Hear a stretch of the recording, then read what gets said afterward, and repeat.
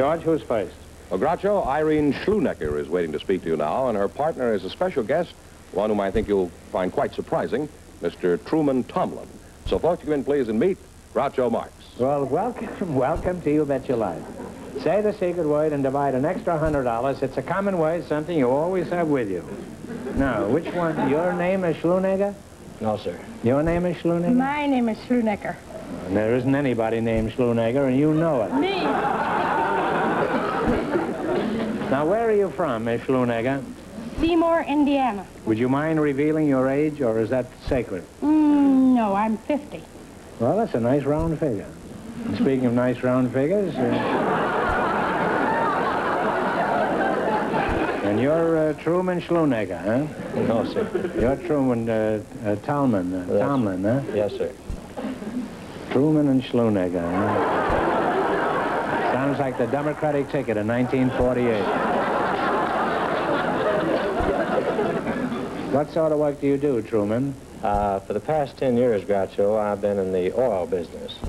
Out here in Los Angeles, I have an office in Beverly Hills. Oh, well, there's a lot of oil in L.A., and most of it comes from the city council. Well, who do you sell your oil to, filling stations or sardines? Well, actually, Groucho, I'm in the leasing end of the oil business. I try to acquire, through good information, lease blocks at prospective areas of interest, and have my geologists go over it. Yes, sir. I used to know some fellows who were in the same business you were in. Yes, sir. Only they didn't bother with oil leases and euphemisms like that. They just collected a crowd and hauled out 3 walnut shells and a dried pea.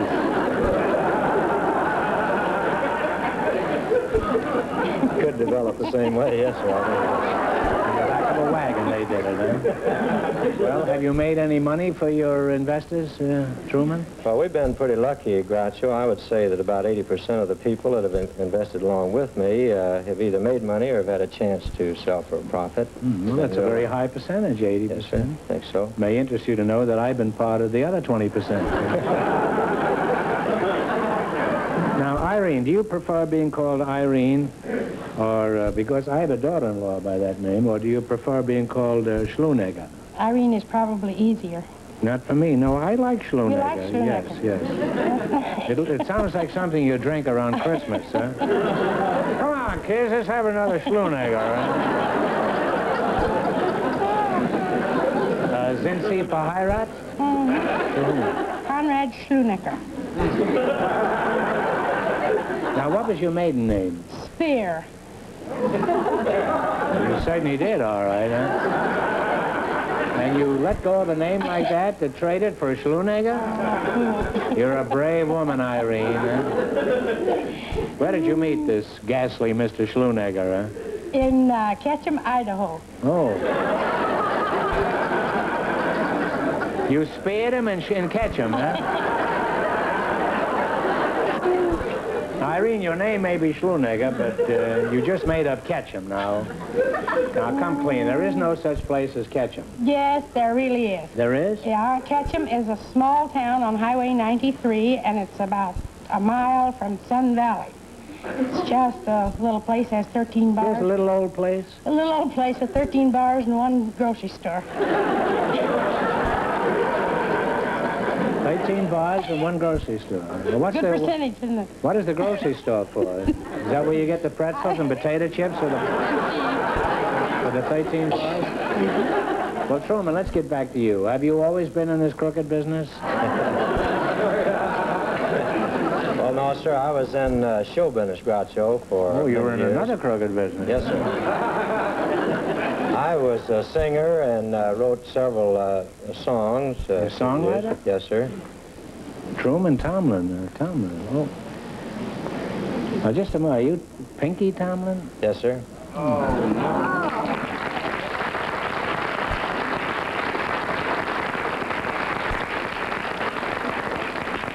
Well, snap my suspenders. I thought you were Carmen Lombardo. Truman, I remember you very well. You were the Georgia Gibbs of the 1930s. Possibly, yes, sir. And the Rudy Valleys, too, huh? Yes, sir. What was it? Why did you quit? You were a big hit. What was that song you were always singing? Who's Your Little Whooses or something? No, Didn't you write that? Well, no, I think the one you might be thinking about was The Object of My Affection. Well, yeah, sure. The object of my affections, da-da-da-da-dum, da-da-dum, da-da-da-da-da-dum. I don't remember the... Do you remember that song, Eileen? Heavens, yes. You couldn't turn on a radio in the 30s without hearing that. Yes, It's his responsibility. Why don't you sing it, Pinky? I'd like to. Thank you. Do you have any particular key that you'd like to sing it in? I prefer one, yes, sir. I'd like the key of G, please. Key of G? Would you like some oil on the key? That'd help a little bit. Well, just for Irene, this is your life, Irene Schloonegger.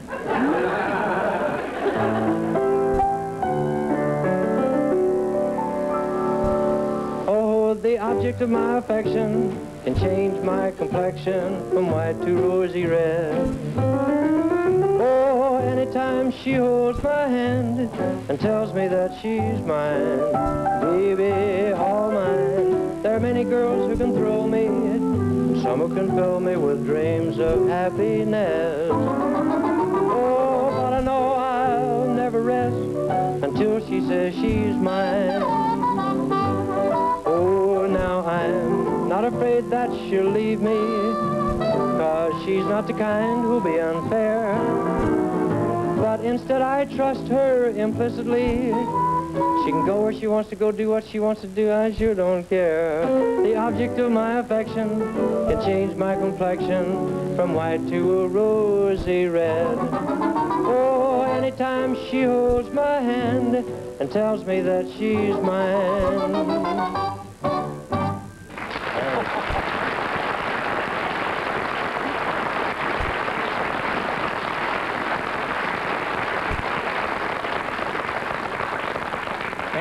That song is as good today as it was 25 years ago, and it's a vast improvement over the many songs that you hear now. Bless you, I appreciate it. Well, you're both a couple of charmers, and I'm sure you'll get married later on this evening. I've enjoyed talking to you, Pinky. You wrote some real good songs, and I think you should write more. We need more of those. Thank you. Now let's play You Bet Your Life. You selected plants, animals, and birds. If you miss 2 in a row, you're out. If you get 4 in a row right, you win $1,000. To what plant family does the American Beauty belong? Rose. Well, you've got one right, and the answer was rose. Is that right? Yes, sir. Now, what do you call the silken case woven by silkworms? Cocoon.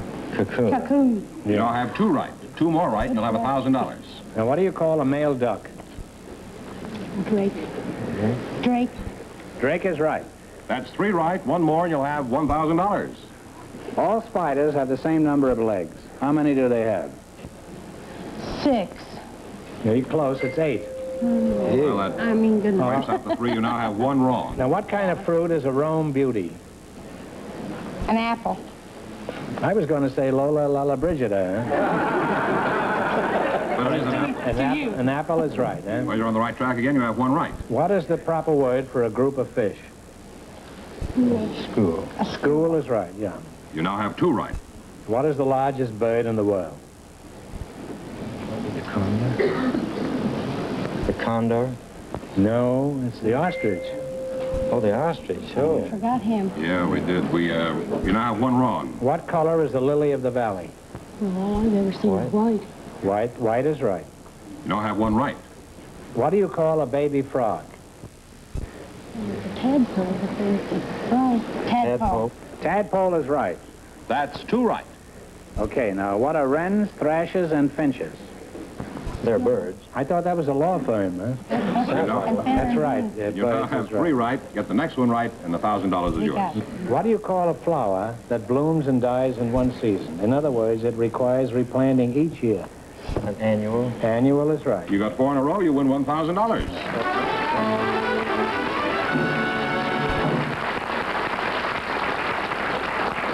Now you've won $1,000. You can keep it and quit, or else you can come back at the end of the show and try to double your money. You may even get a chance at $10,000.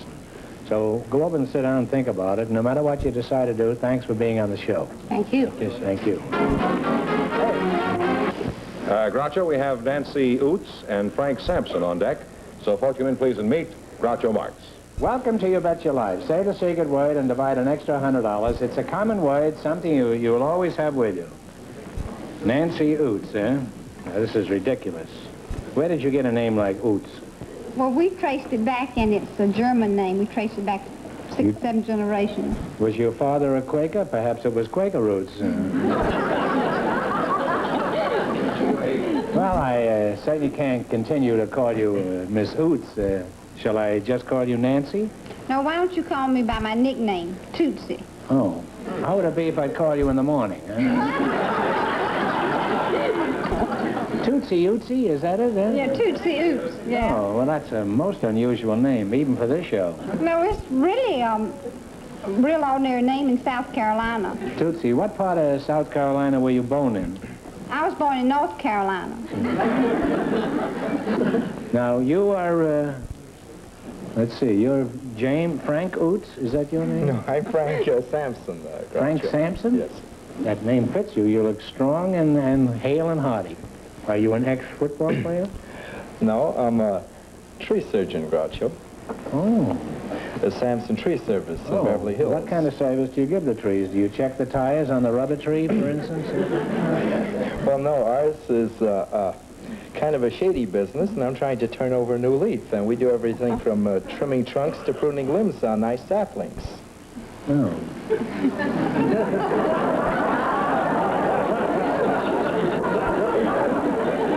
Now, how did I get into this?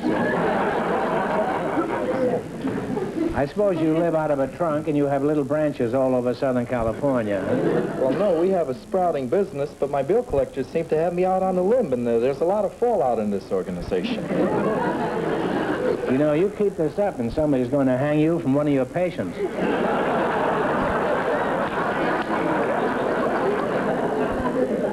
Do you have a job, Tootsie? Yeah, I'm a stewardess for United Airlines. You're stewed with United Airlines. I thought they only allowed 2 drinks to a passenger. That's right. Well, I'm a stewardess. Oh, you're a Yeah. steward. I don't hear very well. You you don't. see. My collar is too tight.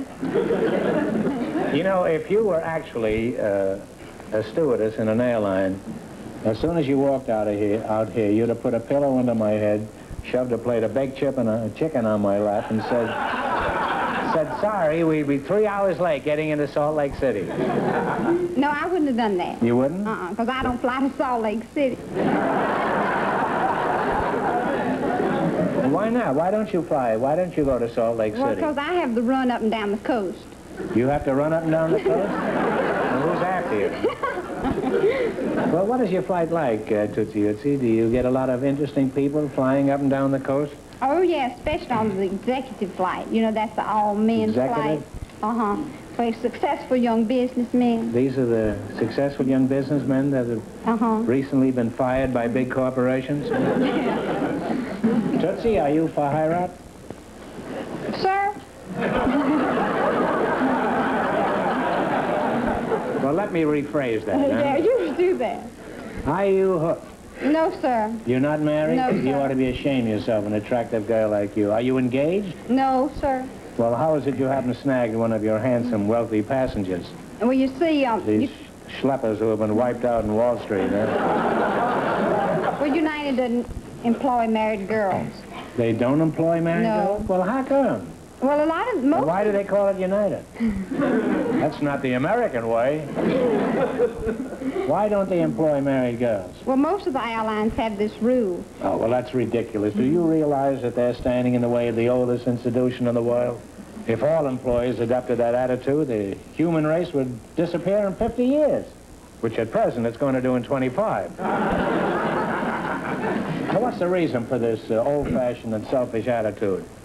Well, they figure that if you're married and you have to stay over in Denver somewhere, that you'll be concerned about your husband, see? Why should an airline stewardess worry more than any other wife?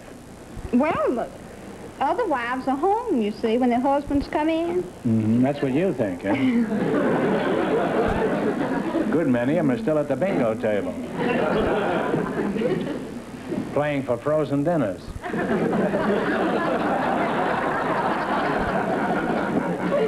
Samson, does your wife worry when you're up there in a plane with a pretty stewardess like Tootsie? Well, I'm not married, Groucho. You're not married? Well, hot diggity dog. Here we go. You say you're not married? What kind of a girl are you after? Well, a nice feminine type. Feminine. Well, they're the best kind, the feminine. Would you mind being specific? What do you mean by a feminine type girl? Well, an affectionate, lovable Look how one. she's looking at you. Well, a nice, affectionate, lovable one that doesn't get up at 12 o'clock in the afternoon with a lot of mud all over her face. Isn't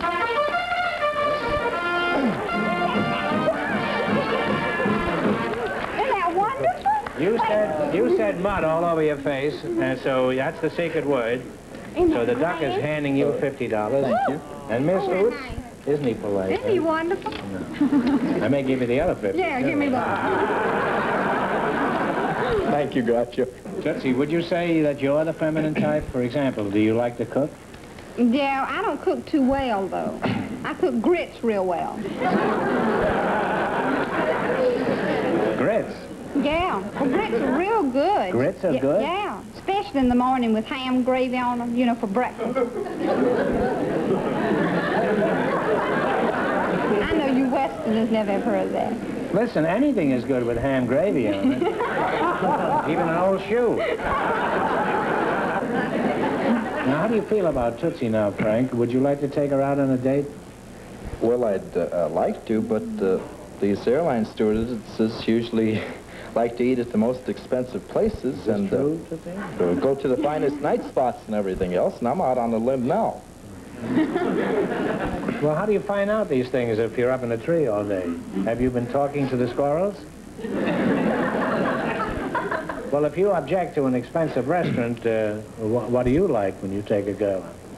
Well, I'd like her to make a nice picnic lunch, and I'd supply the gas and the car and the time. What do you think of Frank, honestly? I think he's real nice, but I don't care too much about going on a picnic, bring my own lunch. I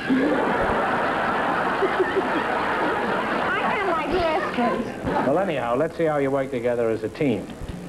Now, you have chosen locations of famous landmarks. You ought to be good at this because you're always traveling around. Hey, George. You know Mr. Fenneman? Yeah, I met him. You like him? Yeah, oh, yeah.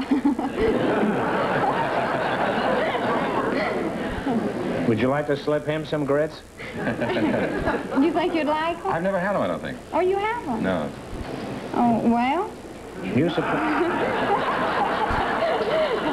She said if you supply the ham, and you've got plenty of that, she'll supply the grits. All right. I'm going to ask you some questions. If you miss two in a row, you're kaput. You know what that means? Yeah, I know we're out. Yeah. If you get 4 in a row right, you win $1,000. Now, remember your partner, so don't answer before you... I'm going to talk to him first. Yeah. And he's going to talk to you last, too. Now, in what city do you find Trafalgar Square? Talk it over.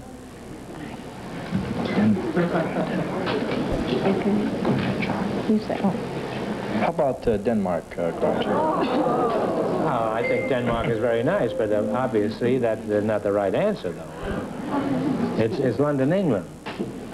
Trafalgar Square, you know, you should have known that. I hadn't been to England. I don't know. We have one wrong now. Yeah. If you get the next one wrong, you're out of the game. In what city do you find the Arc of Triumph, or Arch of Triumph? In Paris, That's Groucho. right, yes. All right. Now, in what country would you find Monte Carlo, the Monte Carlo Resort? France, Groucho. No, I'm sorry. It's Monaco. Get the next one wrong, and you're out of the game. The San Jacinto Monument is the tallest in the United States. In what state is it located? New Mexico, Arizona. Here goes the grits, the tree business, and everything. What state? In what state? Well, I'd say, what, New Mexico? I'd say New Mexico.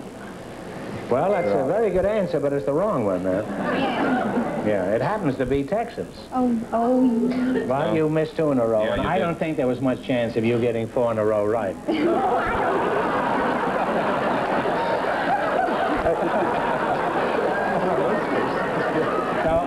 think it's just as well that you leave now. We don't want you to go away broke because we like you personally. But you're real cute, and I hope you two do get married. And you could be up in the tree together then. I'm going to ask you one question for $100. Is that fair? That's fair. Now, this is something different than what we normally do. Now, listen very carefully. I'm going to read your mind. Not only that, I'm going to also read the mind of everyone that's listening. Now, take a number. Don't tell me what it is. Take a number from, you could do it any number, but take a number from 1 to 10, just for convenience.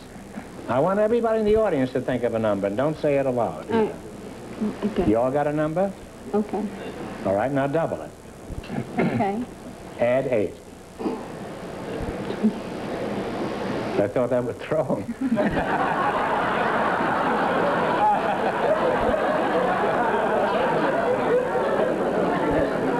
Now divide it by 2, the total that you have.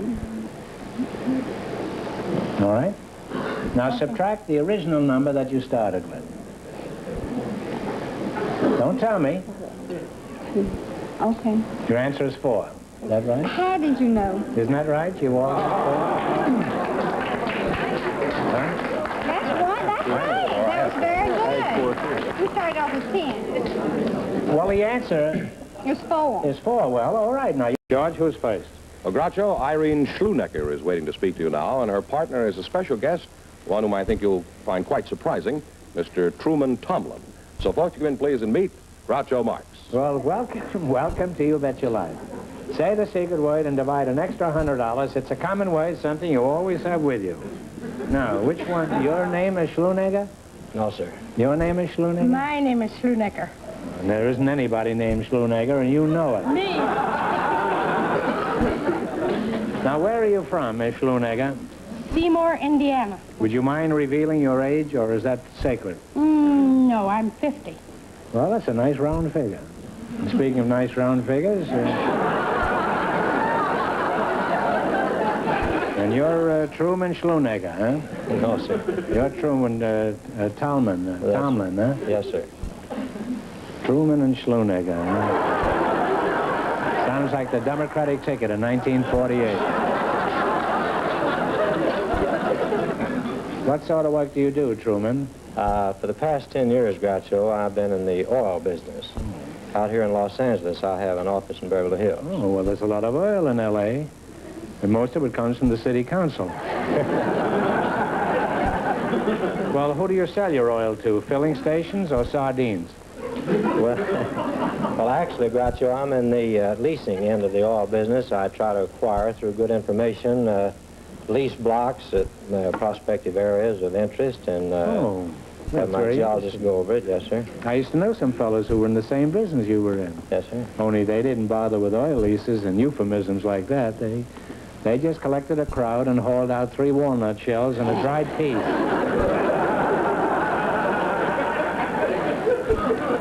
Could develop the same way, yes, sir. In the back of a wagon they did it, huh? Well, have you made any money for your investors, Truman? Well, we've been pretty lucky, Groucho, I would say.